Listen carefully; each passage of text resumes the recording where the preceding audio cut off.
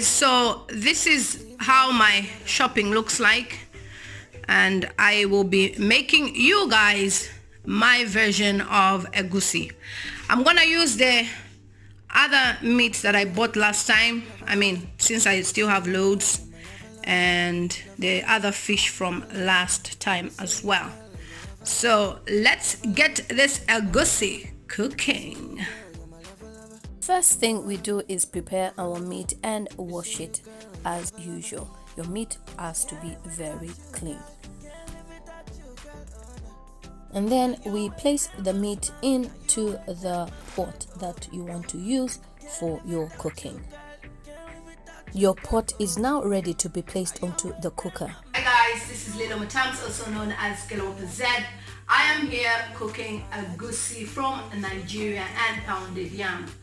In the Zambian culture, if you are cooking in the kitchen, you have to wear this chitenge and just a simple cloth, obviously, but the chitenge is a sign of respect as a woman, those things. So I just wanted to show you guys the method that I know of cooking egusi. My friend from Nigeria taught me this method in 2009, and then I've learned from other YouTubers like Fantastic Favor in terms of the frying method. So I'm just gonna do a bit mixture of what my friend has taught me and what I know and what I feel is suitable for the egusi. So watch out for this video and keep watching. So go a little more times, also known as Kelopa Z. And then we start adding what's needed. We then add our salt, then add black pepper, and then add garlic granules, and then add aromat seasoning. And then you mix through all the ingredients that you've added depending on what you want, really. It's up to you. There's no really formula. At this point, your meat will be steaming, and then you get one onion, whole onion, chop it up. You then get your knorr cubes and squeeze them into your pot. You then get your chopped onions and add them to your meat. At this point, you can now add your water. It depends on you. I prefer for my goat meat to steam first a little bit with the natural flavor before I add anything. At this time, you can now make sure that your temperature is at 4. Make sure you continue checking up on your meat so that you have enough water. You can now prepare your other ingredients.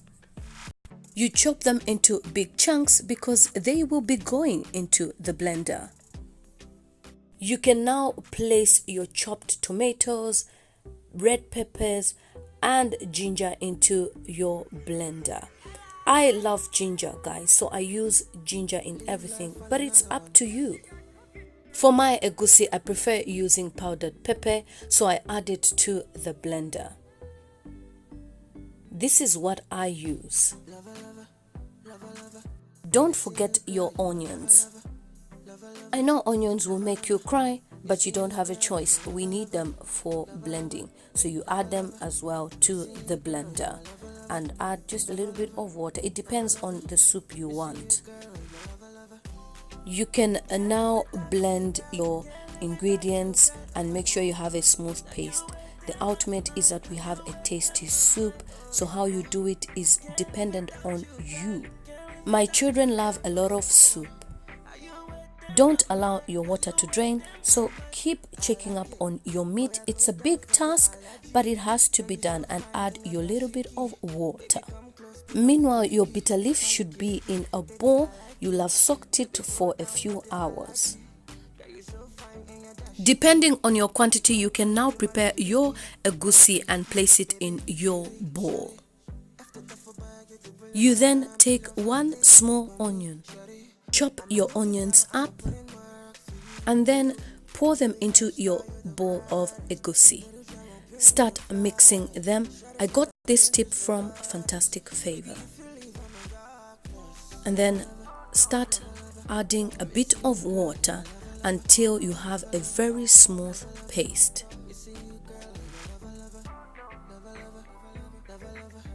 You can now add 1 Maggi cube and a bit of water. As soon as you notice that the water is draining, please put a bit of water. Don't let the water drain. So guys, I normally use this one, but I still have some, but I decided to try this one for the first time, which I've never tried before. It's time to fry your ingredients, so you pour your oil into your pan. You then add your ingredients to the pan and let it start frying. You then add a bit of salt and just stir through until it's fully fried. You can add 1 Maggi cube to your frying ingredients. Keep checking on your meat. Meanwhile, pour hot water on the fish and clean it very well. Take off all the bones from your fish. Then you use the catfish as well, but clean it as well. Take it from the pack. I used catfish. Clean your catfish as well with hot water. After some time, your soup will drain and you can now add your egusi. This is the frying method. You can continuously fry through until the texture of the egusi changes. You will see how it will look like when it's ready. Keep frying through until your egusi changes into like eggs. I call it eggs.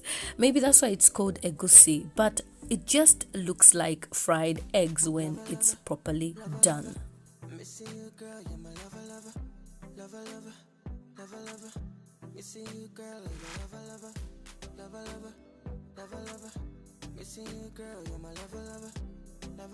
And your egusi will look much fuller as well, from the smooth paste to this type of texture. You can now transfer your meat into the egusi pan. Take everything out, including the stock as well. We need the stock for flavor of your egusi soup. Stir through and begin mixing your meat and the egusi. Make sure you continue caring for your egusi very well. As your egusi is cooking, if you want, you can add some cubes depending on whether you have enough salt in your food. You can now add your bitter leaf to your egusi, but make sure you have washed it so well and it's really clean.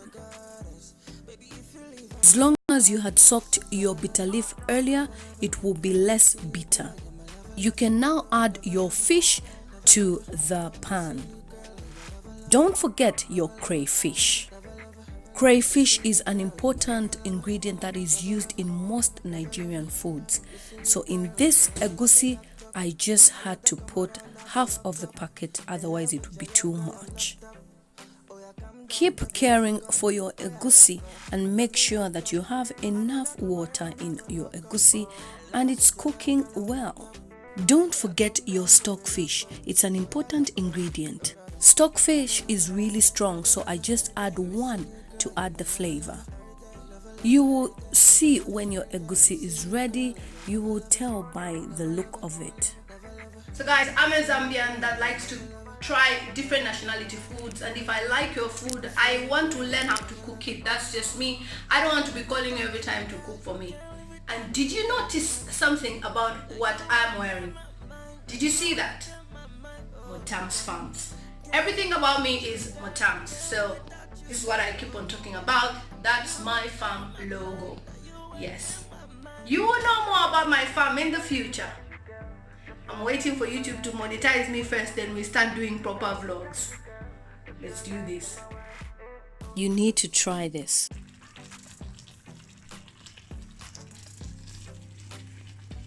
Guys, the egusi is officially ready, and I'll just lower the heating and focus on my pounded yam. I'm not a person that wants to just eat food. I also learn how to cook it. It's important that you learn. Ellery there, she wants to eat. As you can hear, she say mommy because you can smell it. Like it's smelling everywhere. Nice smell. Hey, Ellery, you want to eat it? Yeah, she wants to eat it. Look at how sumptuous that food looks. Yum. Once your egusi is cooked, make sure that you lower the heating as well.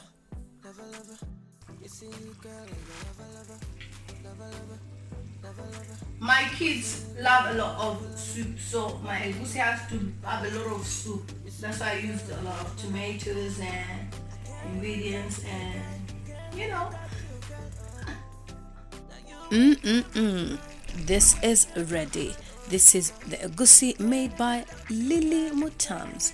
You are welcome to my house, and just enjoy this beautiful, delicious egusi from Niger.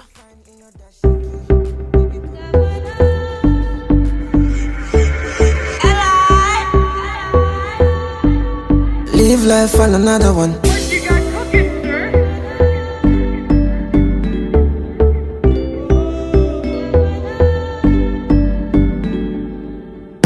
Lover, lover, lover, lover. Missing you, girl, you're my lover, lover. Lover, lover, lover, lover. Missing you, girl, you're my lover, lover. Lover, lover, lover, lover. Missing you, girl, you're my lover, lover. Lover, lover, lover, lover. Missing you, girl, you're my lover, lover. I can't live without you, girl. Can't live without you, girl, oh no.